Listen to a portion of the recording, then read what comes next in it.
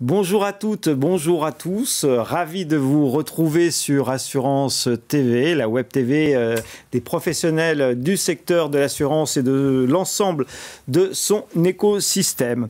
Aujourd'hui, nous allons parler d'Actuaire Actif, le rendez-vous 2020 du mouvement actuariel et de tous les professionnels qui s'intéressent à son actualité.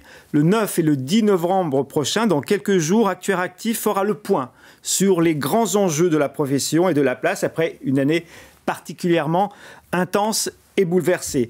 Pour en parler, nous avons le plaisir de recevoir David Dubois, président de l'Institut des actuaires. Bonjour David. Bonjour Jean-Luc. Merci de nous avoir rejoints sur le plateau d'Assurance TV. David Dubois, avant de rentrer dans le détail de cet événement du 9 et 10 novembre prochain, David, pouvez-vous nous expliquer pourquoi avoir créé Actuaire Actif? J'ai du mal à le dire. Oui, non, mais c'est alors pour la petite histoire quand même, c'est que c'est pas un scoop, hein, mais l'année 2020 a été particulièrement compliquée. Et puis quand on a eu, comme tout le monde, la mise en confinement, même si on avait déjà perçu la problématique de la pandémie et puis les prémices déjà fin 2019, tout début 2020, quand la déclaration de confinement ou l'obligation de confinement a été mise en place, forcément à l'Institut, on s'est posé la question qu'est-ce qu'on allait faire, comment est-ce qu'on allait gérer l'année, comment est-ce qu'on allait reprogrammer nos événements, est-ce qu'il fallait prendre position, puisque en fait en tant qu'actuaire on attend aussi de l'Institut des fois de prendre position sur les risques, on nous a demandé est-ce que vous pouvez nous donner des projections et ainsi de suite, et puis du coup il a fallu qu'on fasse des arbitrages, et pendant ces arbitrages pour pouvoir les faire on s'est dit on va monter une cellule de crise. Cette cellule de crise c'était à moi quelques administrateurs, quelques collaborateurs de l'Institut. Et puis, au début, c'était deux Teams par jour. Enfin, c'était le truc complètement hallucinant. Et puis, on s'est dit, il faut qu'on donne un nom à ça. Parce qu'on ne peut pas rester comme ça avec cellule de crise. Hein, ça ne fait pas. Et Actuaire Actif est tombé. Alors, à l'origine, ce fameux hashtag Actuaire Actif, c'était pour dire on ne va pas rester inactif. On ne va pas subir ce qui se passe. On va vraiment rentrer dans le mouvement. Et donc, on va l'annoncer.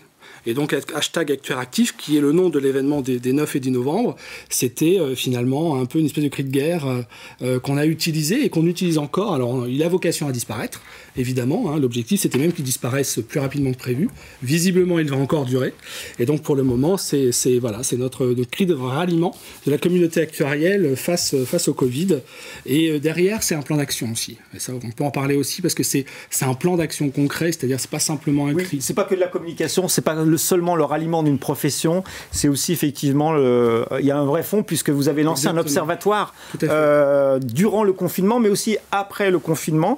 Vous nous direz s'il perdure cet observatoire. Il réunit plus de 200 actuaires, c'est ça, David, d'un large panel d'entreprises. Il s'appelle l'Observatoire actuariel de la crise du coronavirus. Alors là, est-ce que vous pouvez nous en dire quelques mots de plus ? Donc là, vous voyez qu'on a été moins créatif dans le nom, hein. On a dit clairement ce que c'était. Par contre, cette création de l'Observatoire actuariel, c'est une vraie création. En fait, quand on a mis en place cette cellule de crise, on a dû reprogrammer tous les événements de l'année. Et du coup, le congrès et un gros événement qu'on avait qui était Paris 2020, qui est un colloque international programmé au mois de mai au Palais Brongniart, a été déprogrammé, annulé. Et donc, on a rediscuté d'un plan d'action de l'année. Et dans ce plan d'action, il y a eu cette idée de faire parler les actuaires. En fait, on avait deux problématiques. C'était soit l'Institut prenait position face à la crise en expliquant quid des tendances, pourquoi on n'avait pas vu et ainsi de suite, ou alors on faisait parler nos membres. Hein. L'Institut actuaire, c'est 4500 membres, et donc on a pris la deuxième option. J'ai souhaité qu'on crée cet observatoire dans lequel on a fait exprimer plus de 200 actuaires. Et en fait, ils se sont exprimés comment ? Il y avait deux axes. Le premier axe, c'était des groupes de parole. Donc on a créé une dizaine de groupes de parole de 5-7 personnes.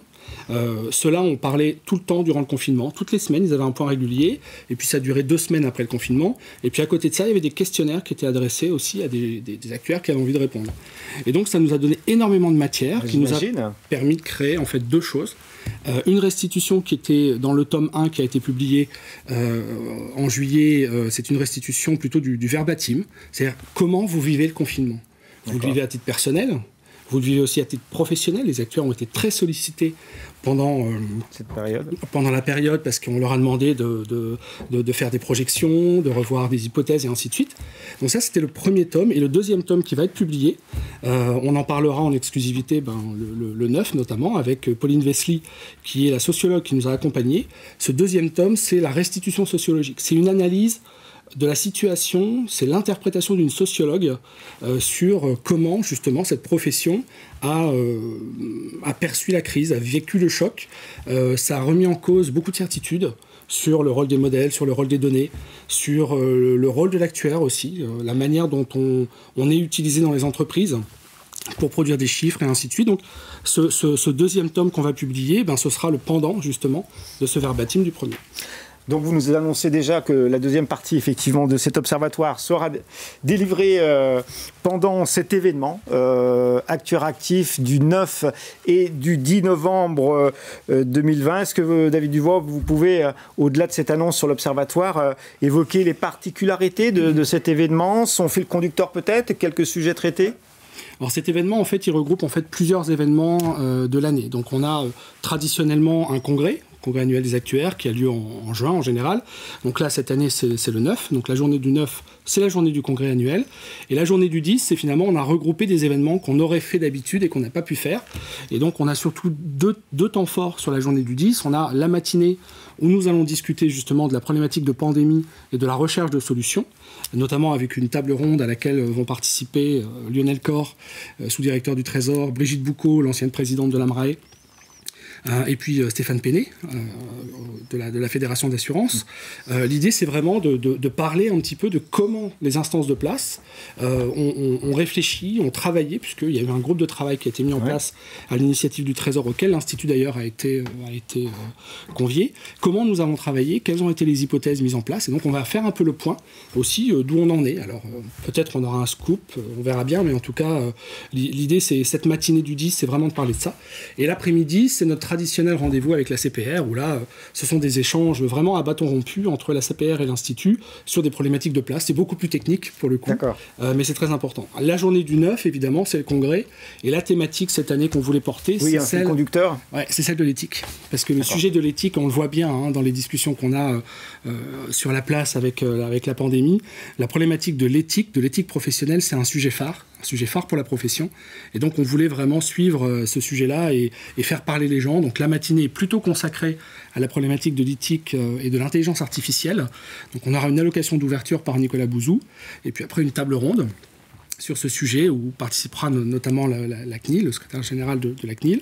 Et puis l'après-midi, c'est traditionnel, c'est les ateliers qui sont animés notamment par nos partenaires et nos sponsors, qu'on remercie d'ailleurs parce que la plupart nous ont suivis dans cet événement, ce qui n'était pas évident, parce que d'habitude le congrès, c'est en présentiel, c'est le lieu où on serre les mains, on rencontre des gens, parfois on conclut des affaires, mais en tout cas cette dimension existe moins, en tout cas en webinaire en ce moment, et ces partenaires nous ont suivis, donc franchement je les remercie, parce que je pense que c'était important qu'on ait leur soutien.